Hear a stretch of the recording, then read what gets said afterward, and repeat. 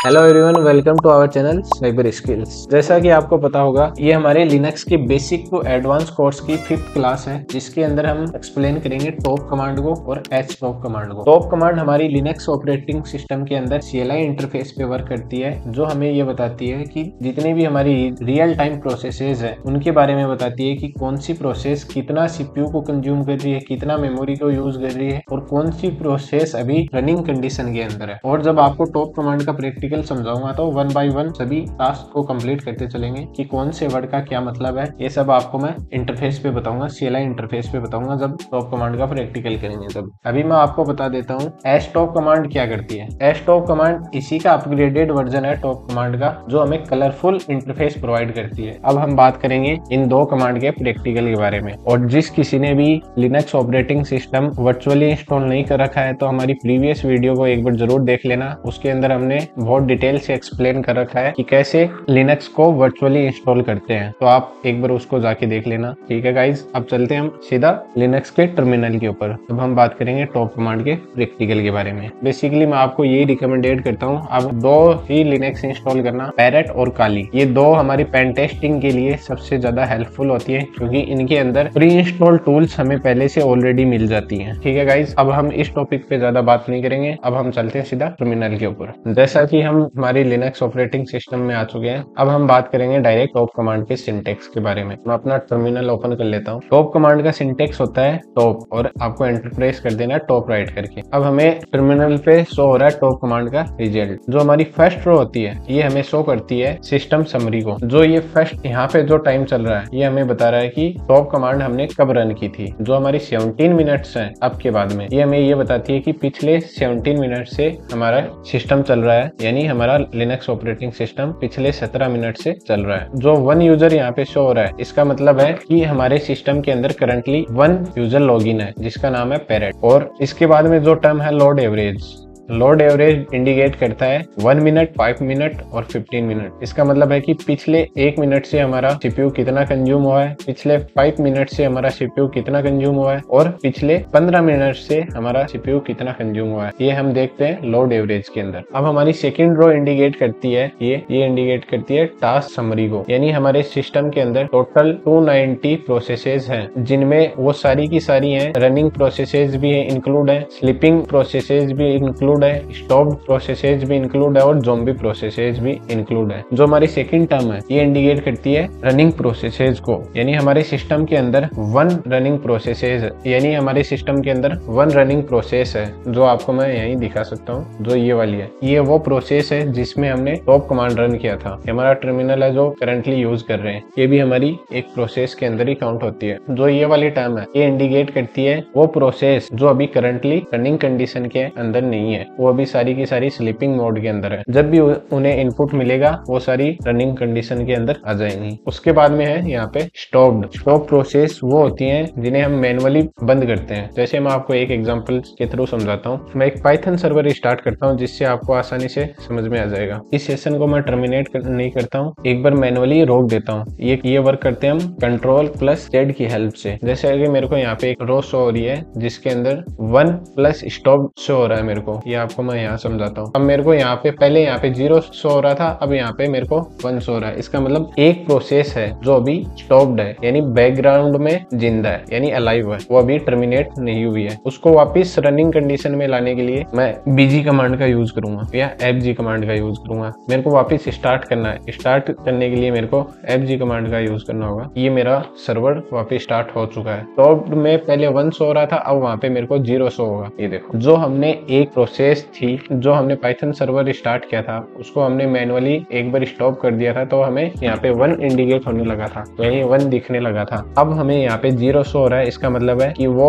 Stop अब वापस running condition के अंदर आ गई है। अब हमारी ज़ॉम्बी टर्म आती है। ज़ॉम्बी टर्म का मतलब ये होता है वो प्रोसेस जो अभी अपना वर्क कंप्लीट कर चुकी है, डेड है, पर उसके लॉग्स अभी भी प्रोसेस टेबल के अंदर है, यानी उसकी पेरेंट प्रोसेस ने उसे वेरीफाई नहीं किया है, यानी उसे क्लियर नहीं किया है प्रोसेस टेबल से। ये सारी इंफॉर्मेशन हम देखते हैं टास्क समरी के अंदर। अब हम बात करेंगे फोर्थ रो के बारे में, जो हमें सीपीयू यूजेज के बारे में बताती है। जो हमारी फर्स्ट टर्म है यूएस का मतलब होता है यूजर स्पेस। ये हमें उन प्रोसेसेस का परसेंटेज बताती है जो यूजर लेवल पे चलती हैं। वो हमें ये बताती है कि वो सीपीयू कितना कंज्यूम कर रही है। जैसे मैं फायरफॉक्स ओपन करता हूँ, वो हमारे यूजर लेवल पे चलेगा, ये हमारी यूजर लेवल की प्रोसेस है। तो यहाँ पे मेरा यूजर स्पेस थोड़ा इंक्रीज हो जाएगा, ये देखो 41 हो गया ना। अब मैं इसको जैसे ही क्लोज करता हूँ वापस डिक्रीज हो जाएगा, ये देखो वापस कम हो गया। जो हमारी सेकेंड टर्म होती है वो हमारी सिस्टम लेवल होती है, कि वो प्रोसेसेस जो सिस्टम लेवल पे चलती हैं, रूट लेवल पे चलती हैं। जैसे एक दो प्रोसेसेस के बारे में आपको मैं बता देता हूँ। जो हमारी सिस्टम डी हो गया, मार्को हो गया, ये सारी की सारी रूट लेवल पे चलती है, यानी सिस्टम लेवल प्रोसेसेस हैं। और जो एनआई है ये हमारी प्रोसेस की प्रायोरिटी को इंडिकेट करता है। जितनी बड़ी वैल्यू होगी उतनी कम प्रायोरिटी होगी उस प्रोसेस की, और जितनी कम वैल्यू होगी उतनी उस प्रोसेस की प्रायोरिटी ज्यादा होगी। इसका मतलब ये है कि वो प्रोसेस जिसकी वैल्यू कम होगी वो सबसे पहले स्टार्ट होगी, वो सबसे पहले रनिंग कंडीशन के अंदर आएगी। अब हम बात करेंगे आईडी टर्म के बारे में। आईडी का मतलब होता है आइडल। आइडल का मतलब होता है हमारा कितना सीपीयू कंजप्शन कितना फ्री है। अब जो भी फ्यूचर में प्रोसेसेस चलेंगी उन्हें ये 99% से सीपीयू अलोकेट हो जाएगा। और वेट है, WA का मतलब होता है वेट। जो भी प्रोसेस वेटिंग में है, जब भी उनको यूजर का इनपुट मिलेगी वो रनिंग कंडीशन के अंदर आ जाएगी। अभी वो 0.0% यूज कर रही हैं, जो भी प्रोसेसेस वेटिंग के अंदर है वो। ये आता है हार्डवेयर इंटरप्ट, जो हमें 00 शो हो रहा है। ये हमारा सॉफ्टवेयर इंटरप्ट आता है। हार्डवेयर इंटरप्ट का मतलब है जो भी हम इनपुट प्रोवाइड करते हैं कीबोर्ड और माउस के थ्रू, वो प्रोसेसेस का सीपीयू कंजप्शन HI के अंदर शो होता है। और यहाँ पे सॉफ्टवेयर इंटरप्ट होता है। जैसे मैं फायरफॉक्स को ओपन करूंगा, यहाँ पे आपको 0.6 कंजप्शन दिखना शुरू हो गया। इसका मतलब हो गया जो भी हम सॉफ्टवेयर के साथ इंटरेक्ट कर रहे हैं वो हमें SI क्रम के अंदर शो होगा। और जो ये लास्ट टर्म है वो हमें शो होगी ओनली वर्चुअल मशीन के अंदर, जो हमारी डायरेक्ट मशीन इंस्टॉल करते हैं हम किसके अंदर, लैपटॉप या हमारे पीसी के अंदर, तब हमें ये ST शो नहीं होगा। अब हम बात करेंगे फोर्थ रो के बारे में। फोर्थ रो हमें बताती है मेमोरी यूजेज के बारे में, और ये रो हमें रैम मेमोरी के बारे में बताती है, ना कि रोम मेमोरी के बारे में। हमारे सिस्टम को 7.9 GB रैम एलोकेट की गई है टोटल, और उसमें से फ्री है 5.4 GB और यूज्ड है 1.1 GB, और 1.5 GB एलोकेट की गई है बफर और कैशे मेमोरी को। अब आपको मैं बताता हूँ यहाँ पे ये सारी की सारी टर्म किसको शो कर रही है। यहाँ पे वो प्रोसेसेस हैं जो 1.1 GB रैम को यूज कर रही हैं, और 5.5 GB फ्री है हमारे सिस्टम के अंदर। जो 1.5 GB रैम है वो एलोकेट की गई है बफर और कैशे मेमोरी को। बफर मेमोरी है वो हमारी डिस्क के अंदर डेटा को रीड और राइट करवाने के लिए काम आती है। जैसे आपको एक एग्जांपल के अंदर समझाता हूँ। जब भी हम कोई भी डेटा को एक पेन ड्राइव के अंदर सेंड करते हैं, जब तक वो पेन ड्राइव के अंदर राइट नहीं हो जाता तब तक वो बफर मेमोरी के अंदर स्टोर रहता है। और कैशे मेमोरी हम जब यूज करते हैं जब हमें किसी भी फाइल और फोल्डर को फास्टली एक्सेस करना हो। जैसे हमने किसी फाइल को ओपन किया है तो वो अभी कैशे मेमोरी में स्टोर हो जाएगा। जब भी हम उस फाइल को दोबारा एक्सेस करेंगे तो हमें वो डायरेक्ट कैशे मेमोरी से एक्सेस हो जाएगी। ये डिफरेंस है बफर और कैशे मेमोरी का। अब हम बात करेंगे फिफ्थ रो के बारे में। फिफ्थ रो हमें बताती है स्वैप मेमोरी के बारे में। और स्वैप मेमोरी एक ऐसी वर्चुअल मेमोरी होती है जो हमारे हार्ड डिस्क पे बनती है, जिसे सिस्टम तब यूज लेता है जब हमारी रैम फुल भर जाती है, ताकि हमारा सिस्टम स्लो या क्रैश ना हो। जो भी इनएक्टिव डेटा प्रेजेंट है हमारी रैम मेमोरी के अंदर उसे स्वैप कर दिया जाता है स्वैप मेमोरी के अंदर, जिससे हमारे सिस्टम की परफॉर्मेंस हाई रहे और हमारा सिस्टम स्लो ना हो। और हमारे सिस्टम के अंदर 6.1 GB यूजेबल मेमोरी अवेलेबल है, जो अब रनिंग प्रोसेसेस या जो प्रोसेस अब स्टार्ट होंगी वो इस अवेलेबल स्पेस को या इस अवेलेबल मेमोरी को यूज कर सकती है। अब हम बात करेंगे PID के बारे में। PID होती है हमारी प्रोसेस ID, जो हर एक प्रोसेस को यूनिकली असाइन की जाती है, जिसकी मदद से हम किसी भी प्रोसेस को टर्मिनेट भी कर सकते हैं। और इसी PID की मदद से कर्नल उस प्रोसेस को ट्रैक करता है। और इसका आपको मैं एक एग्जांपल देके दिखाऊं। जैसे मैं एक यूजर लेवल प्रोसेस रन करता हूं, जैसे मैंने फायरफॉक्स को रन किया तो मेरी यहाँ पे ये फायरफॉक्स प्रोसेस है वो रन हो चुकी है। इसकी प्रोसेस ID को मैं कॉपी करता करता हूँ और इसको टर्मिनल के थ्रू टर्मिनेट करता हूँ। किल कमांड की मदद से मैं इसको टर्मिनेट करूंगा -9 और PID, जो PID हमने कॉपी की थी फायरफॉक्स प्रोसेस की, उसको मैं यहाँ पेस्ट करूंगा और एंटर कर दूंगा। यहाँ पे आप देखना एक बार, यहाँ से ये प्रोसेस हट जाएगी जैसे मैं एंटर प्रेस करूंगा। ये देखो ये प्रोसेस हट चुकी है और यहाँ भी मेरे को वो प्रोसेस शो नहीं हो रही है। अब इसका मतलब हम प्रोसेस ID की मदद से हम किसी भी प्रोसेस को टर्मिनेट भी कर सकते हैं। अब हम बात करेंगे सेकंड टाइम के बारे में, यूजर के बारे में। यूजर में हम ये देखते हैं प्रोसेस के ओनर को, जैसे मैट टर्मिनल है, इस प्रोसेस का ओनर है पैरेट। पैरेट हमारा रेगुलर यूजर है और ये सिस्टम D है, इस प्रोसेस का ओनर है हमारा रूट। रूट हमारा एडमिन यूजर होता है जिसको हम रूट यूजर बोलते हैं। अब हम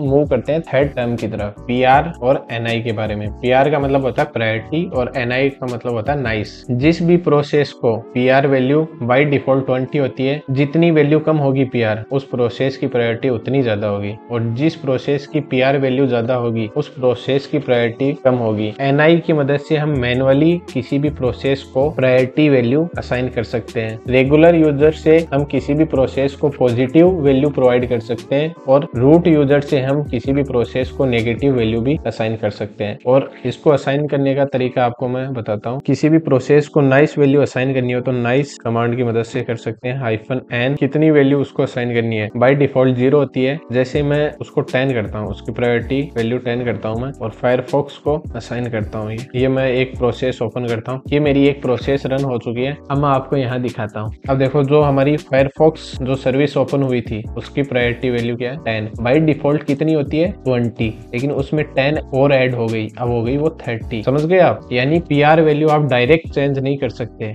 लेकिन नाइस वैल्यू बढ़ा के आप उसको चेंज कर सकते हो। ठीक है, समझ गए आप मैं क्या कहना चाह रहा हूँ? मतलब अब मैं यहाँ पे 20 करूंगा तो यहाँ पे 40 शो होगा, डायरेक्टली मैं इसको चेंज नहीं कर सकता। और एक बात और ध्यान रखना, जितनी PR वैल्यू ज्यादा होगी उस प्रोसेस की प्रायोरिटी उतनी ही कम होगी। प्रायोरिटी का मतलब ये होता है कि जिस प्रोसेस की भी PR वैल्यू ज्यादा होगी वो प्रोसेस बाद में चलेगी, और जिस प्रोसेस की PR वैल्यू कम होगी, 20 से कम होगी, सबसे कम होती है माइनस में, जिस प्रोसेस की वैल्यू माइनस में होगी वो प्रोसेस पहले रन होगी। ठीक है, अब हम बात करते हैं वर्चुअल मेमोरी, जो हमारी 4th टर्म है। अब हम बात करेंगे 5th टर्म, 6th और 7th टर्म। 5th टर्म आती है वो रिप्रेजेंट करती है हमारी वर्चुअल मेमोरी को। 6th टर्म है वो रिप्रेजेंट करती है हमारी रेजिडेंट मेमोरी को। 3rd और 7th टर्म आती है वो रिप्रेजेंट करती है हमारी शेयर्ड मेमोरी को। अब हम बात करेंगे 8th टर्म के बारे में। 9 और 10 के बारे में आपको बता देता हूँ। ये हमें जो आपको मैंने 3rd और 4th रो में बताया था वो ही आपको यहाँ शो करती है कि कौन सी प्रोसेस कितना CPU कंज्यूम कर रही है और कौन सी प्रोसेस कितना मेमोरी यूज कर रही है। अब हम बात करें S के बारे में। ये उस प्रोसेस के स्टेट के बारे में बताती है। यदि जहां आपको R शो हो, मतलब वो प्रोसेस अभी रनिंग कंडीशन में हो, और जिस भी प्रोसेस के आगे आपको S शो हो, मतलब वो अभी स्लीपिंग मोड के अंदर है, यानी उस प्रोसेस का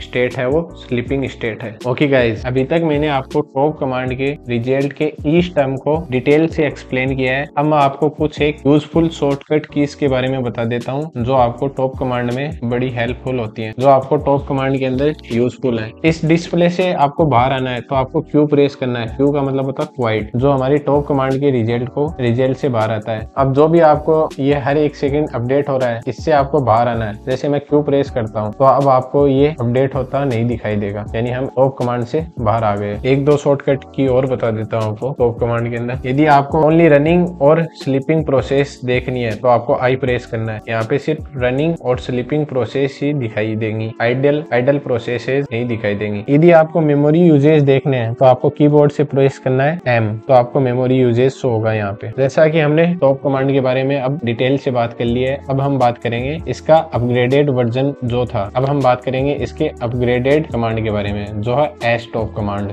जिसकी हम इस टॉप कमांड को क्वाइट कर देते हैं। अब हम बात करेंगे S टॉप।